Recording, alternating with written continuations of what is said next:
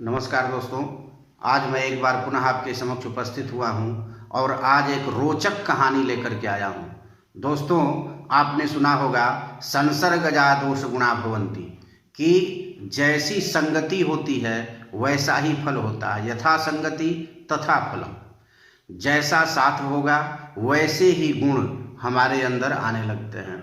अर्थात हम जैसे लोगों की संगति में रहते हैं, जिस तरह के वातावरण में हम पलते बढ़ते हैं, उसका असर हमारे जीवन पर भी होने लगता है और हम धीरे धीरे वैसे ही ढल जाते हैं। दोस्तों, एक शास्त्रीय श्लोक है, कीटोऽपि सुमनः संगात् आरोहति सतां शिरः अस्मापि याति देवत्वं महद्भिः सुप्रतिष्ठितः। कीटः अपि सुमनः संगात्। एक कीड़ा भी पुष्प की संगति पा लेने से आरोहति सताम शिरः, वह भगवान के सिर पे चढ़ जाता है, भगवान के चरणों में चढ़ जाता है।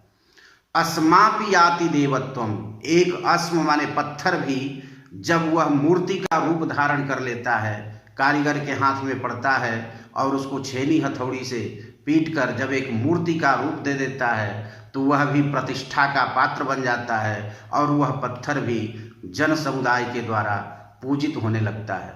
दोस्तों, इसी श्लोक पर आधारित मैं एक कहानी लेकर आपके सामने प्रस्तुत हुआ हूँ।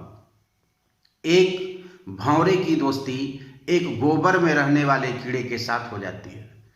वह गोबर का कीड़ा काफ़ी उस भंवरे से घुल मिल जाता है और एक दिन उस भंवरे को निमंत्रण पर अपने घर बुलाता है।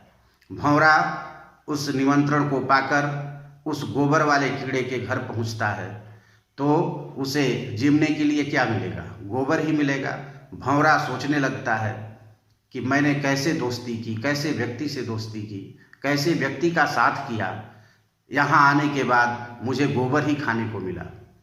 क्योंकि वह भंवरा गोबर के कीड़े के साथ दोस्ती किया है तो उसे भोजन के रूप में भी गोबर ही खाने को मिला।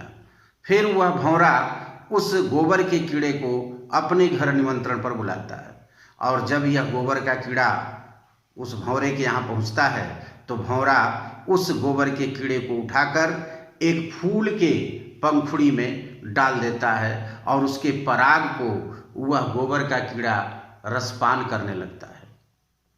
और जब उसे आनंद आने लगता है, इतने में एक बांके बिहारी मंदिर का पुजारी पहुंचते हैं और उस फूल को तोड़ लेते हैं और तोड़कर ले जाकर बांके बिहारी जी के चरणों में समर्पित कर देते हैं।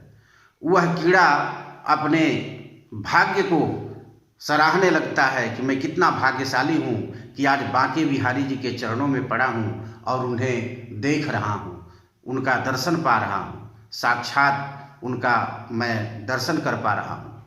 दोस्तों, इस प्रकार अपने भाग्य को वह सराहने लगता है। इसके उपरांत वे पुजारी महोदय सभी फूल को समेट लेते हैं, चढ़ाए गए फूलों को, और उसे ले जा करके गंगा जी में प्रवाहित कर देते हैं।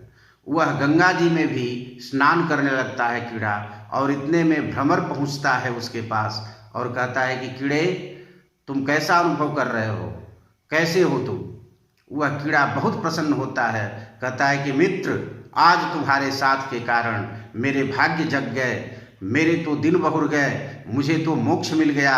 देखो, मैं एक गोबर का कीड़ा गोबर में पड़ा हुआ था, तुमने फूल का भी रसपान कराया मुझे, बांके बिहारी जी का तुम्हारे कृपा से दर्शन हो गया और आज मैं गंगा लाभ भी कर रहा हूँ और गंगा स्नान भी कर लिया, मेरी तो गति बन गई, सदगति हो गई, मुक्ति हो गई।